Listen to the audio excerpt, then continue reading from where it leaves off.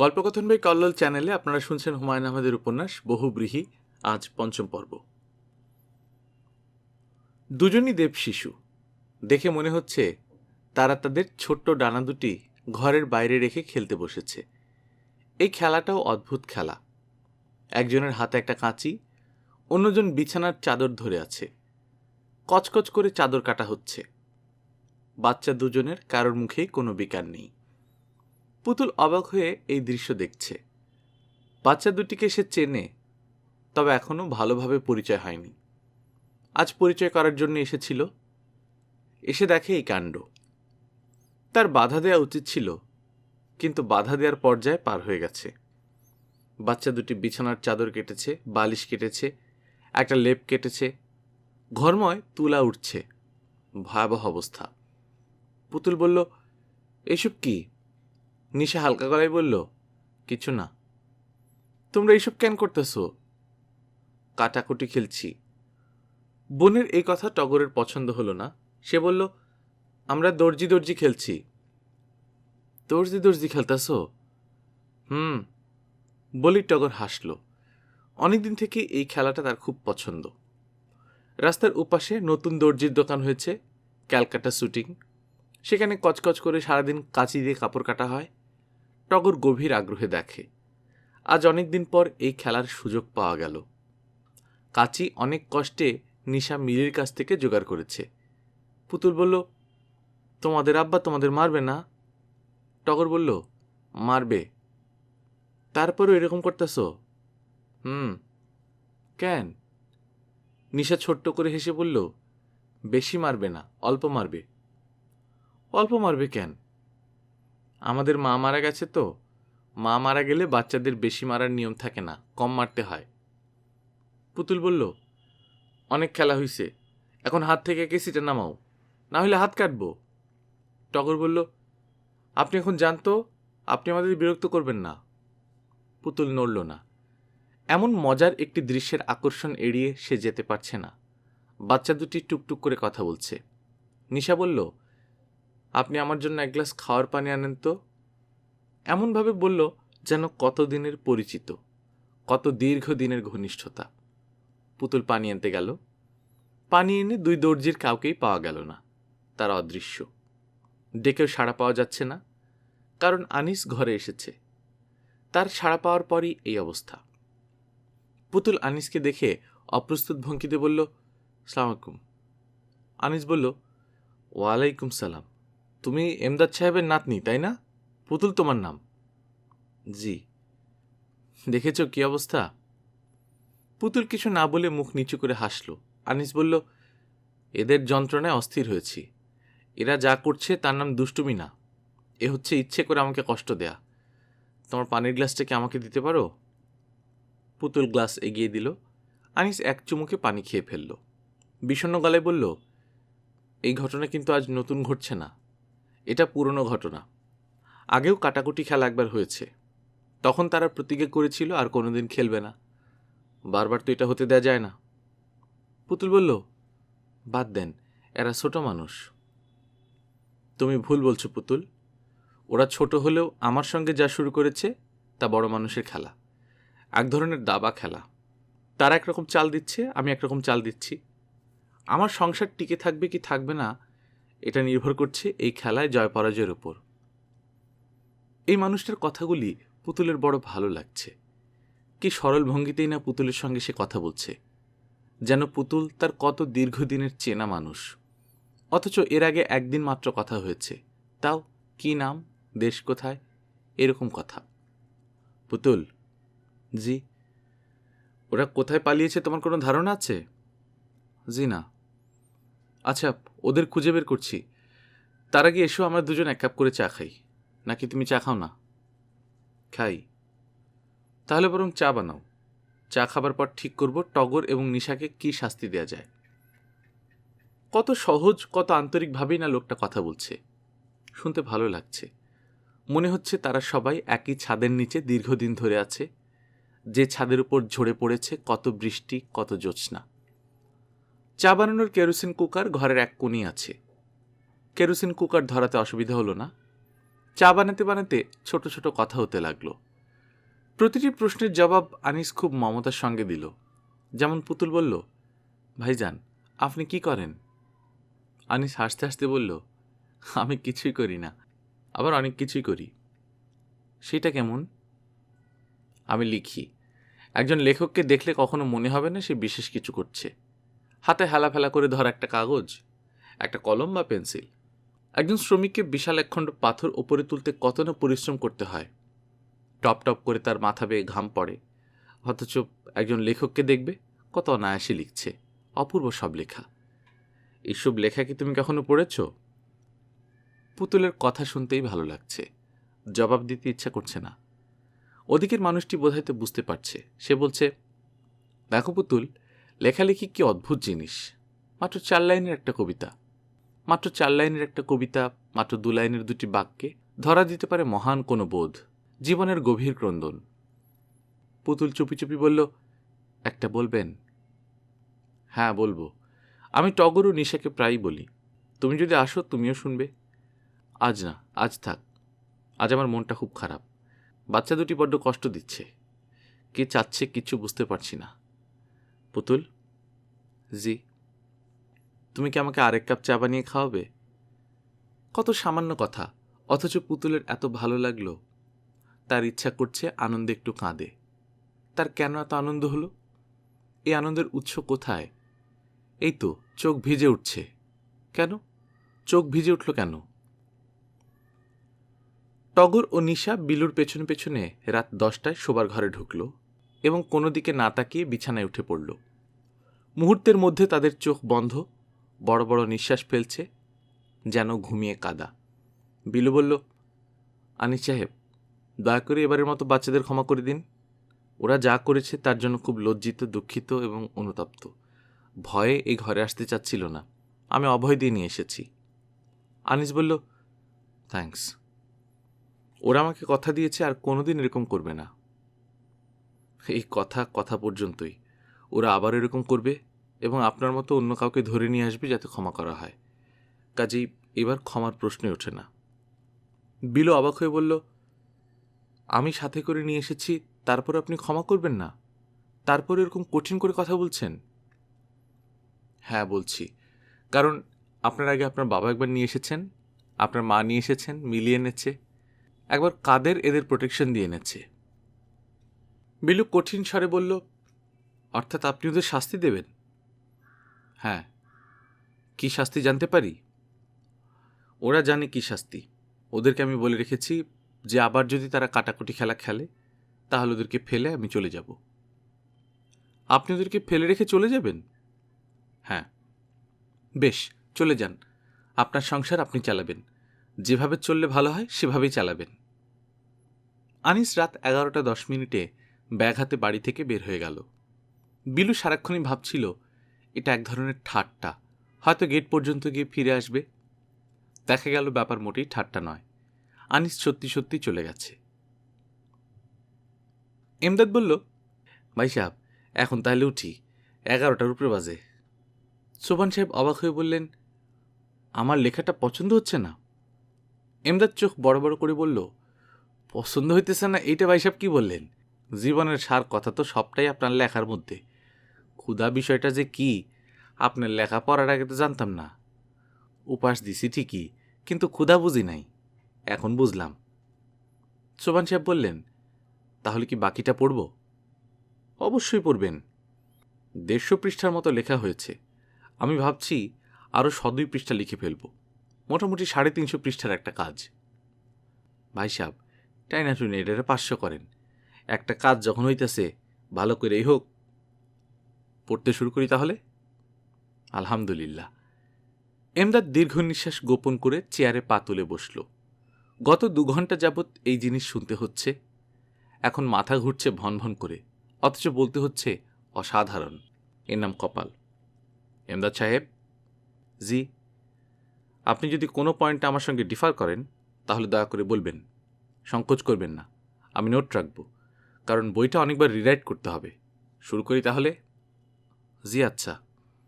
সোবান সাহেব শুরু করলেন, আমি ক্ষুধা সম্পর্কে প্রচুর উক্তি সংগ্রহ করিয়াছি। আগে জানিতে চাহিয়াছি অন্যে ক্ষুধা প্রসঙ্গে কি ভাবিয়াছেন। তাহাদের ভাবনা আপাতত অত্যন্ত মন কাড়া হইলেও আমার কাছে কেন জানি ভ্রান্ত বলিয়া প্রতীয়মান হইতেছে। ক্ষুধা নিয়ে বড় বড় মানুষ রঙ্গরসিকতা করিয়াছেন, মূল ধরিতে পারেন নাই। যেমন ফ্র্যাঙ্কলিন বলিয়াছেন, না খেয়ে মানুষকে মরতে দেখেছি খুবই কম, অতিরিক্ত খেয়ে মরতে দেখেছি অনেককে। ইহাকে আমি রসিকতা ছাড়া আর কি বলিব। উইল রজার বলিয়াছেন, ক্ষুধার্তরা তীক্ষ্ণ তলরের চেয়েও ধারালো। ইহাও কি একটি সুন্দর মিথ্যা নয়? ক্ষুধার্তরা তীক্ষ্ণ তলরের মতো ধারালো হইলে দেশে বিপ্লব হইয়া যাইত, তাহা হয় নাই। এমদাদ সাহেব কি ঘুমিয়ে পড়লেন নাকি? জি না, এই চোখ বন্ধ করে আসি। গুরুত্বপূর্ণ বিষয়, চোখটা বন্ধ থাকলে শুনতে ভালো লাগে। ঠিক বলেছেন। আমি যা বলতে চাচ্ছি তা হচ্ছে, ক্ষুধা সম্পর্কে পাশ্চাত্যের মানুষদের ধ্যান ধারণা, চিন্তাভাবনা সঠিক ছিল না।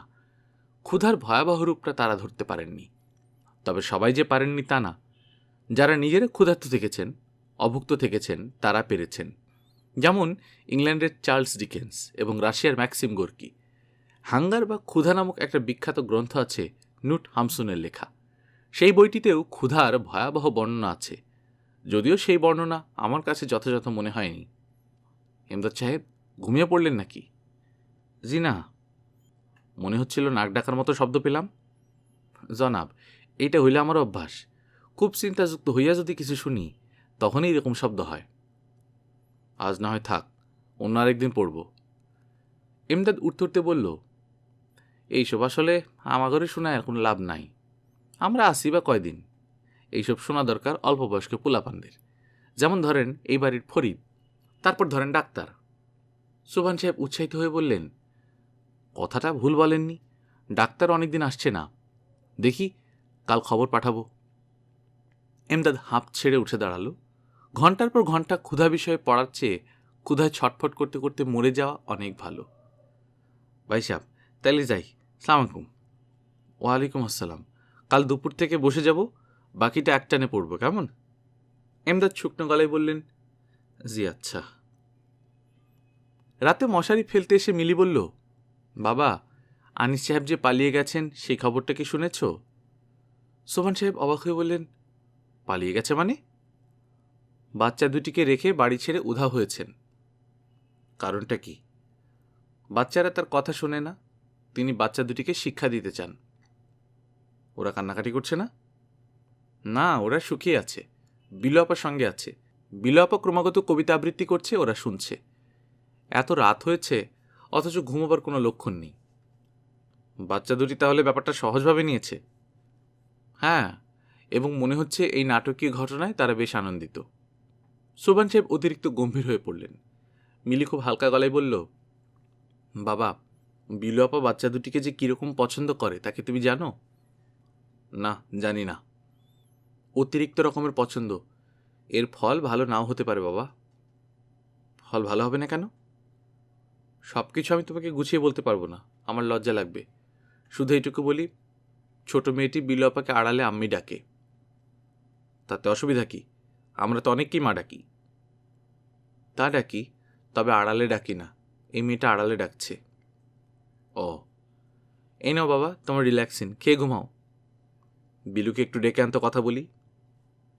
আজ থাক বাবা, বিলু আপা ওদের কবিতা শোনাচ্ছে। মিলি।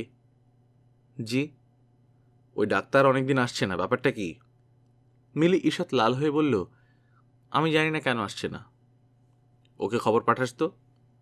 মিলি আরও লাল হয়ে বলল, খবর পাঠাতে হবে না, ও এমনিতেই আসবে। সোবান সাহেব হঠাৎ অত্যন্ত অপ্রাসঙ্গিকভাবে বললেন, ডাক্তার ছেলেটা ভালো। মিলি থমথমে গলায় বলল, বারবার তার প্রসঙ্গ আসছে কেন বাবা? ওকে ক্ষুধা বিষয়ক রচনাটা পড়ে শোনাতে চাই, খবর দিবি তো? আচ্ছা, দেব। গোপনে গোপনে আম্মি ডাকছে, এটাও চিন্তার বিষয়। তোমাকে এত চিন্তা করতে হবে না। তোর মা এখন আমার সঙ্গে ঘুমুচ্ছে না, আলাদা ঘুমুচ্ছে। এই বিষয়টা কি বলতো? জানি না বাবা, এটা তোমাদের ব্যাপার, তোমরা ফয়সালা করবে। আমি এখন যাচ্ছি। আর কিছু লাগবে তোমার? না। খাওয়ার পানি দিয়েছিস? হ্যাঁ। যাবার আগে ক্ষুধা সম্পর্কে লাস্ট যে পাতাটা লিখলাম সেটা কি পড়বো, শুনবি? রক্ষা করো বাবা, ক্ষুধা সম্পর্কে জানার কোনো আগ্রহ আমার নেই। তুমি জেনেছো এই তো যথেষ্ট। একটা ফ্যামিলি থেকে একজন জানে কি অনেক জানে না? ফ্যামিলির সব মেম্বারদের জানতে হবে। হ্যাঁ হবে। এই জিনিসটা তোর মাকে বোঝাতে পারি না। বাবা তুমি ঘুমাও তো। টগর এবং নিশা জেগে আছে বিলু। সে পড়ছে দেবতার গ্রাস। খুব সহজ কোনো কবিতা না, কিন্তু টগর এবং নিশা মুগ্ধ হয়ে শুনছে। টগরের চোখে জল, একটু পরপর তার ঠোঁট কেঁপে উঠছে। বিলু অবাক হয়েছে। একটা বাচ্চা ছেলের মধ্যে এত আবেগ, আশ্চর্য তো। রাখাল যাইবে সাথে স্থির হলো কথা, অন্নদা লোকের মুখে শুনিল সে বারতা। ছুটে আসি বলে, বাছা কোথা যাবি ওরে? রাখাল কহিল হাসি, চলিনু সাগরে। আবার ফিরিব মাসি, পাগলের প্রায়। অন্নদা কহিল ডাকি, ঠাকুর মশায়। বড় যে দুরন্ত ছেলে রাখাল আমার, কে তাহারে সামালিবে? জন্ম হতে তার মাসি ছাড়া বেশিক্ষণ থাকেনি কোথাও। পড়া এটুকু আসতেই টগর বিলুকে হতভম্ব করে তাকে জড়িয়ে ধরে ফুঁপিয়ে কাঁদতে লাগল। নিশাও ঘন ঘন চোখ মুছছে। বিস্মিত বিলু বলল, এরকম করে কাঁদার তো কিছু হয়নি, কাঁদছ কেন টগর? টগর কিছু বলল না। নিশা বলল, টগর এমন করে কাঁদছে কারণ আমাদের আম্মু এই কবিতা আমাদের শোনাতো। আম্মু বই পড়ে বলতো না, পুরোটা মুখস্থ বলতো। বিলু বলল, এটা ছাড়া আর কোন কবিতা তিনি বলতেন? সামান্য ক্ষতি কবিতাটাও বলতেন। ওইটা অবশ্য খুব সুন্দর। টগর লজ্জা লজ্জা গলায় বলল, এই কবিতাটা আম্মু বলতো নেচে নেচে। বিলু অবাক হয়ে বলল, নেচে নেচে মানে? হাত পা দুলিয়ে নাচতো, নেচে নেচে বলতো। বাহ, চমৎকার তো। তোমাদের তো দেখছি অদ্ভুত একজন মা ছিলেন। হ্যাঁ। সেই রাতে বাকি কবিতাটা আর পড়া হলো না। রাস্তায় রাস্তায় হাঁটছে আনিস। খারাপ লাগছে না, ভালোই লাগছে। বিয়ের আগে এইভাবে হেঁটে হেঁটে কত রাত সে পার করে দিয়েছে। রাতের ঢাকায় কত কি দেখার আছে। রূপহীনা কিছু তরুণী কেমন মাছের মতো চোখে তাকায় চলমান পুরুষদের দিকে। যদি কেউ তাকে পছন্দ করে, কেউ যদি এগিয়ে আসে, অর্থ দিয়ে অল্প কিছু আনন্দ যদি কিনে নিতে চায়। সৃষ্টির কোন এক লগ্নে বিধাতা শরীর দিয়ে মানব এবং মানবী পাঠিয়েছিলেন। সেই শরীরে বপন করেছেন ব্যাখ্যাতীত ভালোবাসা। সেই ভালোবাসার একটি কদর্য অংশ টাকায় কেনা যায়। আনিস দীর্ঘ নিঃশ্বাস ফেলল। কেমন অকাতরে মানুষজন ঘুমোচ্ছে। কেউ কেউ জেগে উঠে বিড়ি ধরিয়ে পাশের মানুষের সঙ্গে গল্প করছে। এদের দেখে মনে হচ্ছে এরা কত না সুখী। আনন্দিত হবার অসাধারণ ক্ষমতা এই মানুষের। আকাশে এক ফালি চাঁদ দেখলে এরা খুশি হয়। একটি অবোধ শিশুকে হেসে ফেলতে দেখলে এরা খুশি হয়। আমগাছ যখন নতুন পাতা ছাড়ে তখন তাই দেখেও আনন্দে অভিভূত হয়। মানুষ প্রকৃতির এত চমৎকার একটি সৃষ্টি, প্রকৃতির তবু নানান শিকলে তাকে বাঁধলেন। ক্ষুধার শিকল, তৃষ্ণার শিকল। প্রকৃতির নিশ্চয়ই তার প্রয়োজনীয়তা বোধ করেছিলেন। বুঝতে পেরেছিলেন মানুষ নামক এই প্রাণীটিকে নানান দিক থেকে বেঁধে না রাখলে শেষ পর্যন্ত একটা ভয়াবহ কাণ্ড করে বসবে। স্বর্গ মর্ত পাতাল জয় করবে, গ্রহ থেকে গ্রহান্তরকে সে নিয়ে আসবে তার পায়ের নিচে, এবং একসময় প্রকৃতিকেই প্রশ্ন করে বসবে, কে তুমি? কি তোমার পরিচয়? কি চাও তুমি মানুষের কাছে? কেন তুমি আমাদেরকে এই পৃথিবীতে এনেছ? কোথায় তুমি আমাদেরকে নিয়ে যেতে চাও? আনিস সিগারেট ধরিয়ে সদরঘাট লঞ্চ টার্মিনালের দিকে রওনা হলো। আজকের রাতটা সে লঞ্চ টার্মিনালেই কাটাবে। স্যার, আনিস চমকে তাকালো। মেয়ে লাগবো স্যার, কলেজ গার্ল। বিশ্বাস না করলে সার্টিফিকেট দেখবেন। কি নাম মেয়ের? মেয়ে তো একটা না, অনেক আছে। নাম দেয়া কি হবে? কীরকম চান বলেন? হোটেলে ব্যবস্থা করা আছে, কোনো সমস্যা না। আনিস হাসি মুখে বলল, এমন কোনো মেয়ে যদি আপনার সন্ধানে থাকে যার নাম রাত্রি, তাহলে যেতে পারি। আমার স্ত্রীর ভালো নাম রেশমা, ডাক নাম রাত্রি। এই নামের কাউকে পাওয়া গেলে খানিক্ষণ গল্প করতাম। লোকটি বিরক্ত চোখে তাকিয়ে থেকে চলে গেল। রাতের ঢাকায় হেঁটে বেড়ানোর এই হচ্ছে এক সমস্যা। কিছুক্ষণ পরপর দালালদের হাতে পড়তে হয়। আনিসের মাথায় চট করে কবিতার একটা লাইন চলে এলো, কিছু ভালোবাসা কিনিব অল্প দামে। কষ্টের ব্যাপার হচ্ছে প্রথম লাইনটি শুধু এসেছে, দ্বিতীয় লাইনটি আর আসবে না। প্রকৃতি মানুষের সঙ্গে রসিকতা করতে বড্ড পছন্দ করে। একটা অসাধারণ লাইন পাঠায়, দ্বিতীয় লাইনটা আর পাঠায় না। দিনের পর দিন, রাতের পর রাত দ্বিতীয় লাইনটার জন্য অপেক্ষা করতে হয়, যা আর আসে না। আচ্ছা, রাত্রির মতো দ্বিতীয় কোনো তরুণী কি আসবে তার জীবনে, যে গভীর রাতে হঠাৎ অকারণ পুলকে মাথার লম্বা চুল খোঁপা করে অদ্ভুত ভঙ্গিতে সাজবে, বাতি নিভিয়ে মোমবাতি জ্বালিয়ে মোদির গলায় বলবে, এখন আমি নাচব, তুমি বসে বসে দেখবে। সখীগণ সবে কুড়াইতে কুটা চলিল কুসুম কাননে, কৌতুক রসে পাগল পরাণী শাখা ধরি সবে করে টানাটানি, সহসা সবারে ডাক দিয়া রানী কহে সহাস্য আননে, ওগো তোরা আয়, ওই দেখা যায় কুটির কাহার অদূরে। না, রাত্রির মতো মেয়েরা বারবার আসে না, এদের হঠাৎ হঠাৎ পাওয়া যায়। অসীম সৌভাগ্যবান কোনো পুরুষ হঠাৎ এদের পেয়ে যান, সে যেমন পেয়েছিল। রাত্রির মৃত্যুর সময় সে তার হাতে হাত রেখে বসেছিল। একসময় আনিস বলল, কষ্ট হচ্ছে? রাত্রি বলল, হ্যাঁ। আনিস সহজভাবে বলল, কষ্টের কিছু নেই রাত্রি, আবার দেখা হবে। রাত্রি চোখের পানি মুছে বলল, এই কথাটা ভুল, আর দেখা হবে না, যা দেখার এই বেলা দেখে নাও। পরকাল আছে কিনা এটা নিয়ে আনিস মাথা ঘামায় না, তবে আর কোনোদিন দেখা হবে না এই কথা আনিস গ্রহণ করেনি। দেখা হয়েছে, রাত্রির সঙ্গে অনেকবার দেখা হয়েছে। অন্য একটি মেয়ে হয়তো হঠাৎ অবিকল রাত্রির মতো করে হাসল, আবার দেখা হলো রাত্রির সঙ্গে। বিটের দুজন পুলিশ আনিসকে থামালো। আপনি কে? আমার নাম আনিস।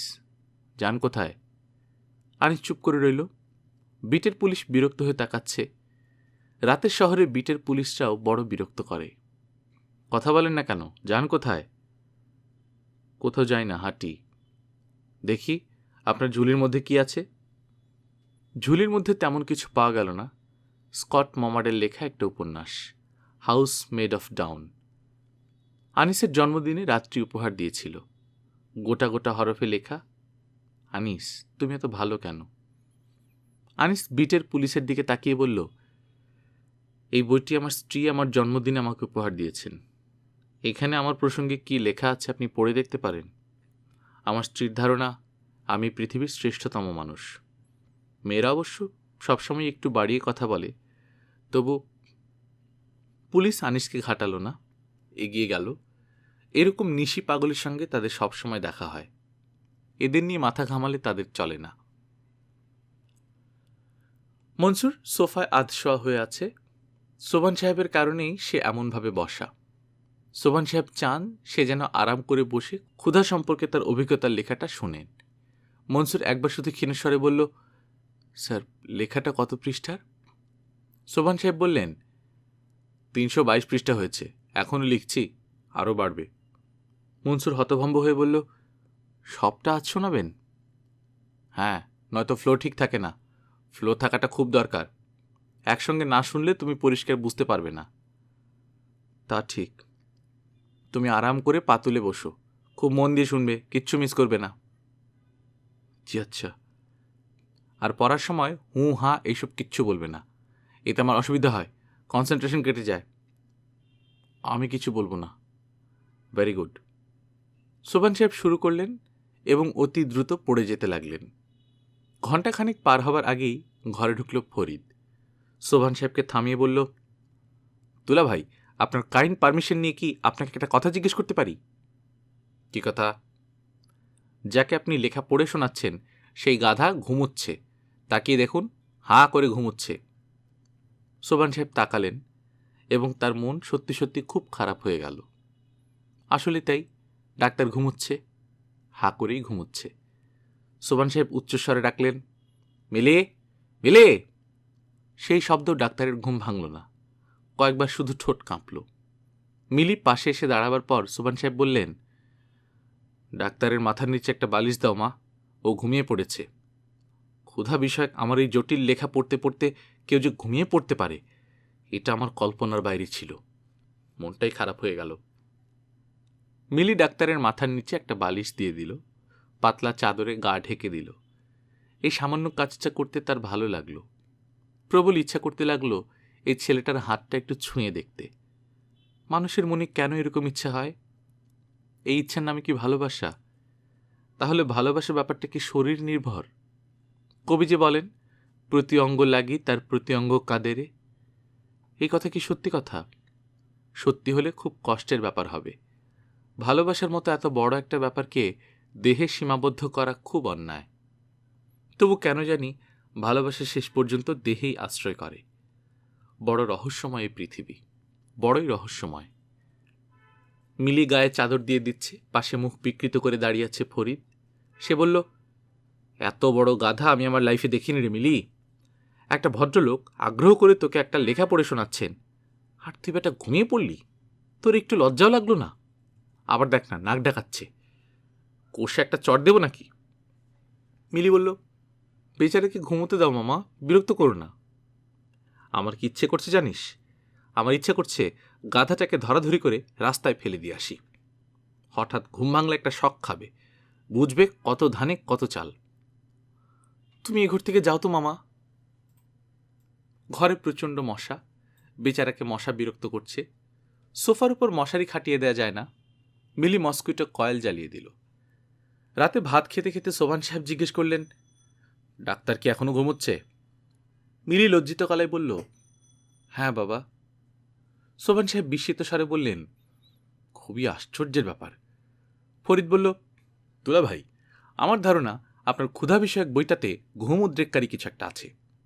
আপনি যখন ডাক্তার বেটাকে পড়ে শোনাচ্ছিলেন, তখন আমিও 2-3 পৃষ্ঠা দাঁড়িয়ে দাঁড়িয়ে শুনলাম। আমার 3 বার হাই উঠল। সোভান সাহেব কঠিন চোখে তাকালেন, কিছু বললেন না। ফরিদ বলল, ইনসমনিয়ার ওষুধ হিসেবে এই বই বাজারে ছাড়া যেতে পারে। আমি ঠাট্টা করছি না দোলা ভাই, I am damn serious. Bilu বলল, চুপ করো তো মামা, চুপ করো চুপ করো। এই কথা ইদানিং আমাকে খুব বেশি শুনতে হচ্ছে। আমার এটা শুনতে ভালো লাগছে না। সব মানুষেরই কিছু ব্যক্তিগত মতামত থাকতে পারে, এবং সেই মতামত প্রকাশের অধিকারও তার থাকা উচিত বলে আমি মনে করি। দুলাভাইয়ের বইটি পড়ে আমার ঘুম আসছে, এটা বলে আমি দুলাভাইয়ের বইয়ের প্রতি কোনো অশ্রদ্ধা প্রকাশ করছি না। বইটির নতুন একটি ডাইমেনশনের দিকে আমি ইঙ্গিত করছি। মিনু বলল, আর একটা কথা বললে এই ভাতের চামচ দিয়ে তোর মাথায় একটা বাড়ি দেব। তা দাও, তবু আমার কথা আমি বলবই। সক্রেটিস ন্যায় কি এই কথাটা বোঝাতে গিয়ে মৃত্যুবরণ করলেন। তাকে হেমলোক নামের তীব্র হলাহল পান করতে হলো। আমি ক্ষুধা এবং ঘুমের সম্পর্কে বলতে গিয়ে না হয় চামচের একটা বাড়িই খেলাম। সোভান সাহেব শান্ত গলায় বললেন, খাওয়া দাওয়ার পর তোমার সঙ্গে আমার কিছু কথা আছে ফরিদ। ফরিদ বলল, জি আচ্ছা। কথাগুলি অপ্রিয়, তবু আমি ঠিক করেছি তোমাকে বলবো। জি আচ্ছা। আনিস ছোকরা কি এখনো আসেনি? বিলু বলল, না আসেনি। কোথায় আছে, কোনো খবর পাঠিয়েছে? না। ওকে যেন এই বাড়িতে আর ঢুকতে না দেওয়া হয়। যে মানুষ তার 2টি বাচ্চা ফেলে উধাও হয়ে যায়, তাকে আমি এই বাড়িতে থাকতে দিতে পারি না। ফরিদ বলল, আপনার এই প্রস্তাব আমি সর্বান্তকরণে সমর্থন করছি দুলা ভাই। তোমার সমর্থনের আমি কোনো প্রয়োজন বোধ করছি না। প্রয়োজন বোধ না করলেও সমর্থন করছি। আপনি বোধহয় জানেন না দুলা ভাই, যে সত্য এবং ন্যায়ের পিছনে আমি সর্বদা হিমালয়ের পর্বতের মতোই দাঁড়াই। I stand as a rock. তোমার কি খাওয়া শেষ হয়েছে ফরিদ? জি না, এখন 1 বাটি ডাল খাবো। খাওয়া দাওয়ার পর আমি 1 বাটি ডাল খাই। ভেজিটেবল প্রোটিন, এটার খুবই দরকার। ডাল খাওয়া শেষ হবার পর তুমি দয়া করে আমার ঘরে এসো, তোমার সঙ্গে জরুরি কথা আছে। সোভান সাহেব নিতান্তই অনুত্তেজিত স্বরে যেসব কথা বললেন, সেগুলি হচ্ছে, ফরিদ, আমার ব্লাড প্রেশার হচ্ছে 160/95। আমার বয়স এটাই স্বাভাবিক। কিছুদিন থেকে লক্ষ্য করছি তোমার সঙ্গে খানিকক্ষণ কথা বললেই আমার ব্লাড প্রেশার বেড়ে যায়। কতটা বাড়ে তা কি জানতে পারি? এ পর্যন্ত 2বার মেপেছি, দেখেছি উপরেরটা হয় 200, নিচেরটা 110। বলেন কি, কোয়াইট ইন্টারেস্টিং। তোমার কাছে ইন্টারেস্টিং মনে হতে পারে, আমার কাছে ইন্টারেস্টিং নয়। আমি চাই তুমি যেন আর কখনো আমার সামনে না আসো। তা কি করে সম্ভব?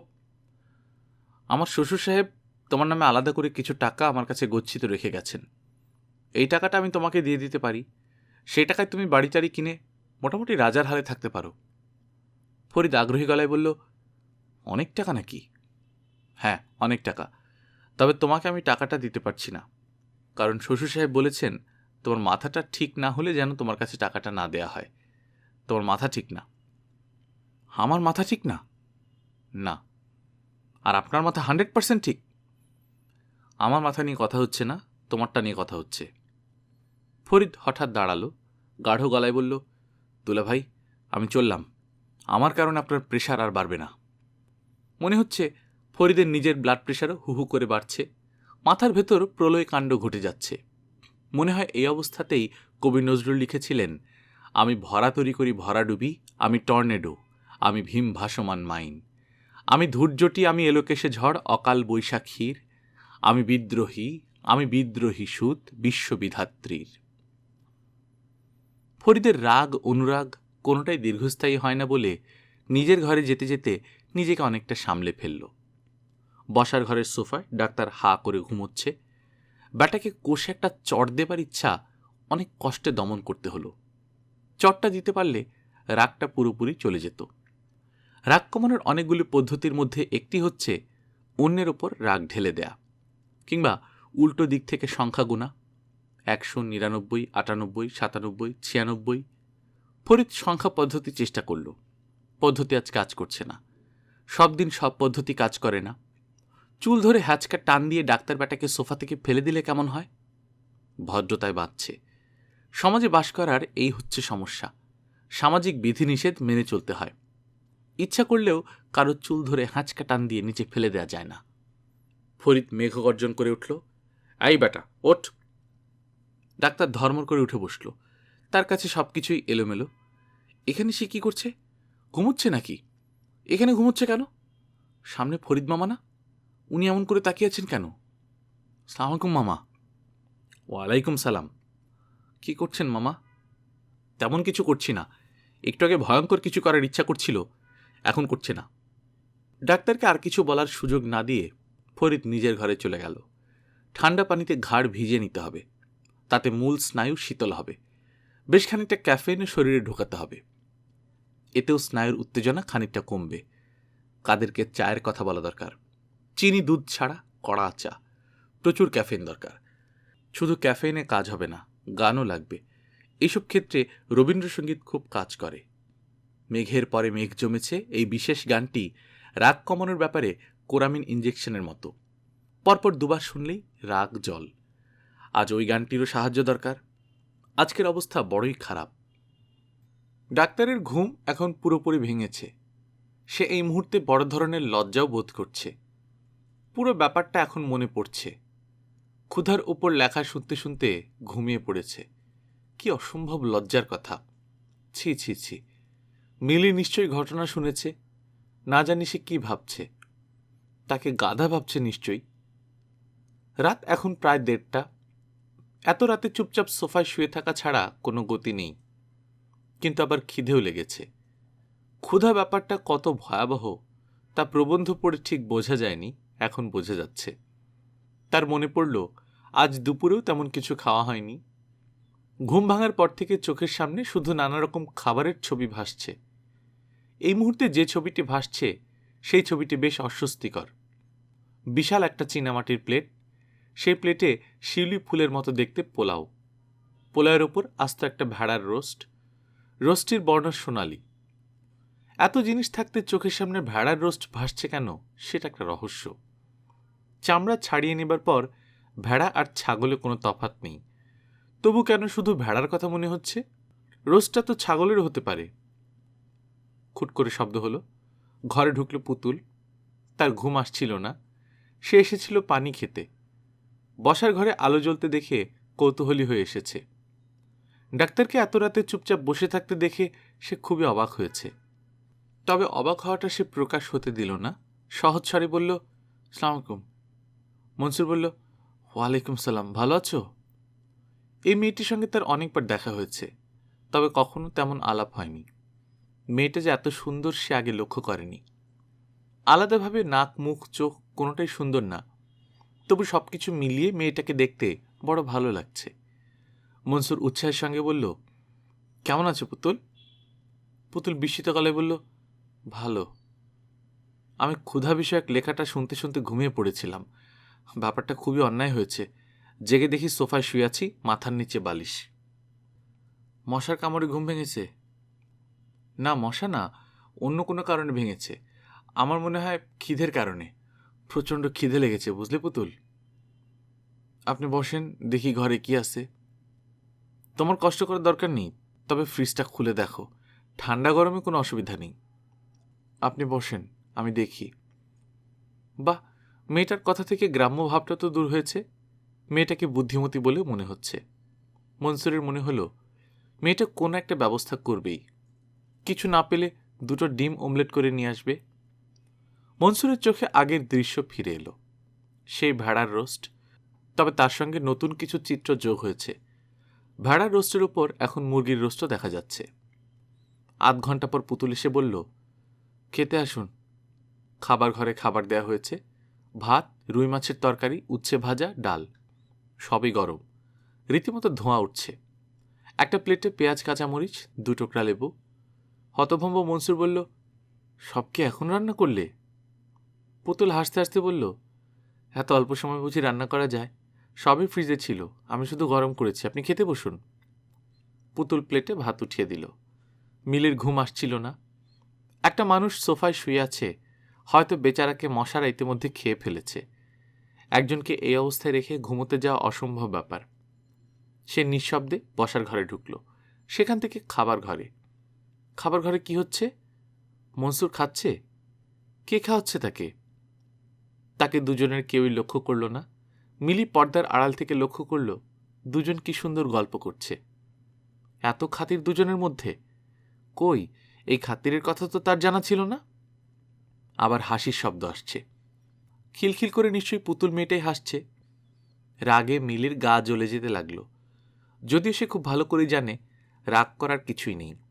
কেন সে রাগ করবে? তার রাগ করার কি আছে? হাসাহাসির কারণ হচ্ছে, ঠিক এই সময় ডাক্তার একটা মজার রসিকতা করছিল। রসিকতাটা বানর বিষয়ক। ডাক্তার কখনো রসিকতা করে কাউকে হাসাতে পারে না। এই প্রথম সে একজন গ্রাম্য বালিকাকে মুগ্ধ করল। পুতুল হাসতে হাসতে ভেঙে গড়িয়ে পড়ল। কিংবা কে জানে, এই গ্রাম্য বালিকাটি হয়তো মুগ্ধ হবার অভিনয় করল। ডাক্তার অভিনয় ধরতে পারল না। পর্দা ধরে ঈর্ষায় নীল হয়ে গেল মিলি। তার ভেতরে এত ঈর্ষা ছিল তাও সে জানত না। সে যেভাবে এসেছিল সেইভাবে ফিরে গেল। নিজের উপস্থিতি সে কাউকে জানতে দিল না। বানর গল্পের সাফল্যে উৎসাহিত হয়ে ডাক্তার দ্বিতীয় গল্প শুরু করল। পুতুল এই গল্পটিও চোখ বড় বড় করে শুনল এবং একসময় হেসে উঠল খিলখিল করে। ডাক্তার বানর বিষয়ক তৃতীয় গল্প খুঁজতে শুরু করল। তেমন কোনো গল্প মনে পড়ছে না। এই মেয়েটি বানর ছাড়া অন্য কোনো গল্পে হাসবে কিনা তাও বোঝা যাচ্ছে না। রিস্ক নেওয়া ঠিক হবে না। বানর সংক্রান্ত গল্পই মনে করতে হবে।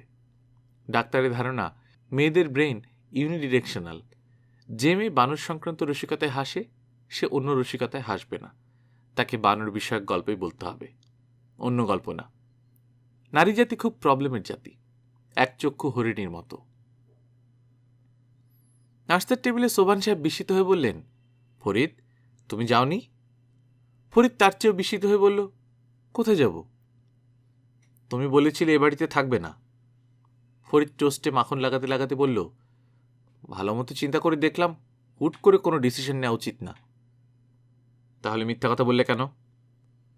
মিথ্যা কখন বললাম? গত রাতেই তো বললে। বলেছি, ভালো করেছি। এই নিয়ে আপনি দয়া করে এখন ক্যাটক্যাট করবেন না। এমনিতেই রাতে ভালো ঘুম হয়নি। ফরিদ তার নাস্তার প্লেট নিয়ে নিজের ঘরে চলে গেল। সোবান সাহেব এমদাদ খন্দকারের দিকে তাকিয়ে বললেন, দেশটা নষ্ট হচ্ছে কেন জানেন? দেশটা নষ্ট হচ্ছে কি হচ্ছে না এই নিয়ে এমদাদের কোনো মাথা ব্যথা নেই। এমদাদ এই মুহূর্তে রুটিতে পুরো করে মাখন লাগাতে ব্যস্ত। দেশ সম্পর্কে ভাবার ফুসরত কোথায়? এমদাদ বলল, আমাকে কিছু বললেন? হ্যাঁ, দেশটা কেন নষ্ট হচ্ছে জানেন? জি না। জানতে হবে, এইসব নিয়ে ভাবতে হবে। শুধু মাখন দিয়ে রুটি খেলে হবে না। অবশ্যই, অবশ্যই ভাবতে হবে। সোবান সাহেব কঠিন গলায় বললেন, দেশটা নষ্ট হবার মূল কারণ হলো আমাদের মিথ্যা বলার প্রবণতা। তা তো ঠিকই বলেছেন জনাব, একেবারে ঠিক। জাতি হিসেবে আমরা মিথ্যাবাদী। অবশ্যই। আমরা প্রতিজ্ঞা করি প্রতিজ্ঞা ভাঙার জন্য। আসল কথা বলেছেন, লাখ কথার এক কথা। এমদাদ সোবান সাহেবের প্রতিটি কথায় একমত হতে লাগল। সে সাধারণত কারো কোনো কথাতেই দ্বিমত পোষণ করে না। এমদাদ তার দীর্ঘ জীবনের অভিজ্ঞতায় লক্ষ্য করেছে যে মানুষের সঙ্গে সুসম্পর্ক বজায় রাখার একটা পথ হচ্ছে সব কথায় একমত হওয়া।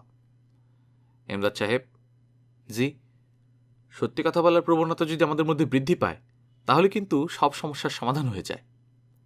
অবশ্যই হয়।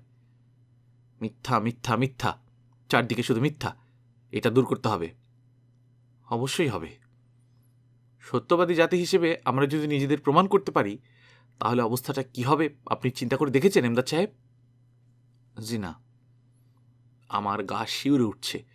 পৃথিবীর লোক জানবে বাঙালি মিথ্যা বলে না, বাঙালি সত্যবাদী। আমাদের আসনটা কিরকম হবে চিন্তা করুন। কত সম্মান, কত। সোবান সাহেব আবেগে আপ্লুত হয়ে কথা শেষ করতে পারলেন না। বাঙালি জাতিকে সত্যবাদী কি করে করা যায় তাই নিয়ে ভাবতে লাগলেন।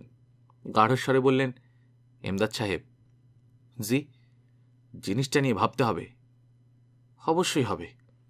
চা শেষ না করে সোভান সাহেব উঠে পড়লেন। ক্ষুধা অবশ্যই একটি ভয়াবহ ব্যাপার, তবে তারও আগে হচ্ছে সত্যবাদিতা। একটি সত্যবাদী জাতি নিশ্চয়ই ক্ষুধায় কষ্ট পাবে না। এমদাদ সাহেব টেবিলে একা বসে রইল। তার জন্য ভালোই হলো। একা থাকলে ইচ্ছা মতো খাওয়া দাওয়া করা যায়।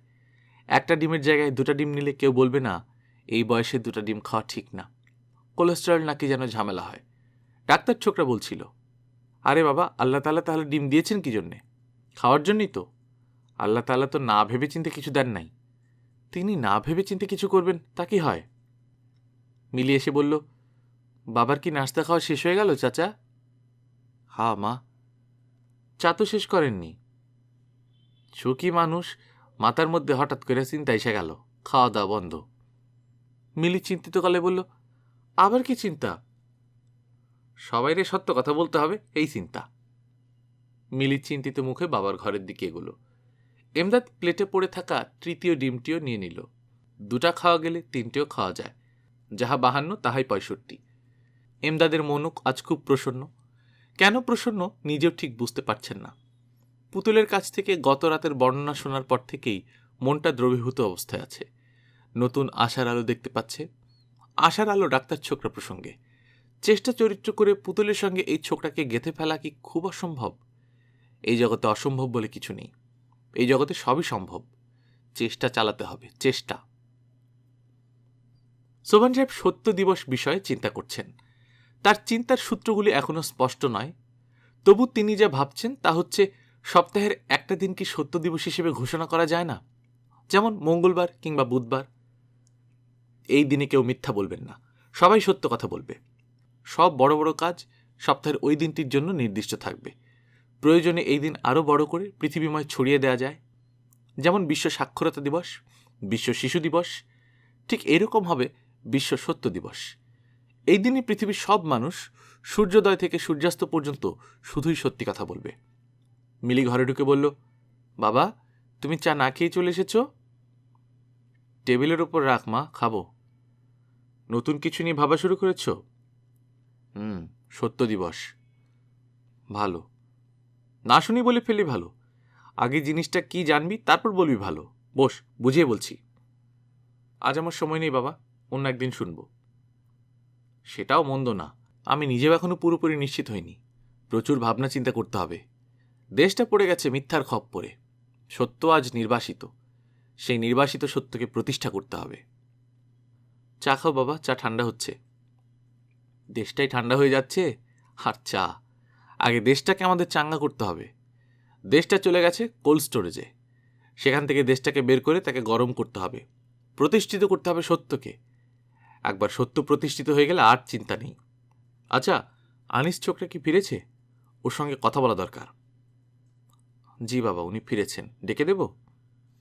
না থাক, আমি চিন্তাগুলি আরও গুছিয়ে নিই। এখনও সব এলোমেলো আছে। তুই কাজে যা। তোকে দেখে এখন কেন জানি রাগ লাগছে। মিলির শুকনো মুখে বাবার ঘর থেকে বের হলো। তার নিজের শরীরটা ভালো নেই, জ্বর জ্বর লাগছে। বাবার বকবকানি শুনতে একটু ভালো লাগছে না। সোভান সাহেব সন্ধ্যা পর্যন্ত ভাবলেন। মাগরিবের নামাজের পর পারিবারিক সভা ডাকলেন।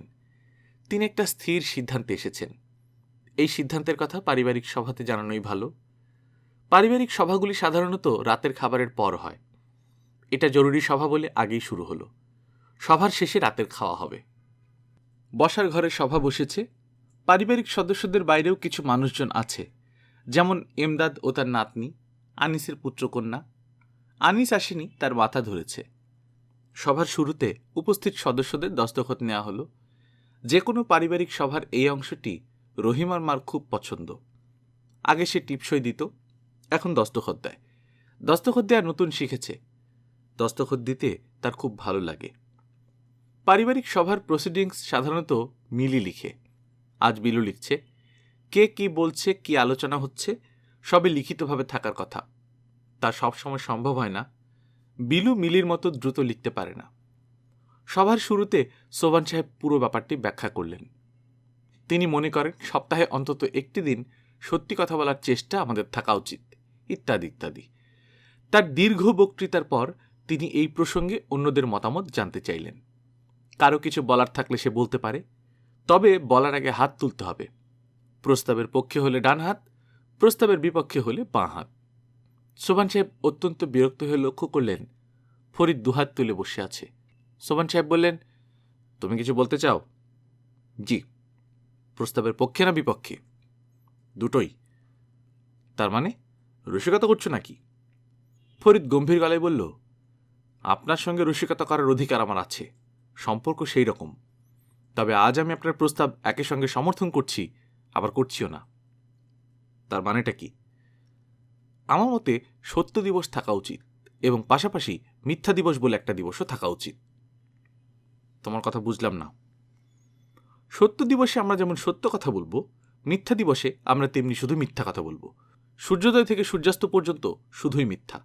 ঘরে মিথ্যা বলবো, বাইরে মিথ্যা বলবো, এমনকি সেদিন যদি মসজিদে যাই সেখানেও মিথ্যা বলবো। সোবান সাহেব অগ্নিদৃষ্টিতে তাকিয়ে রইলেন।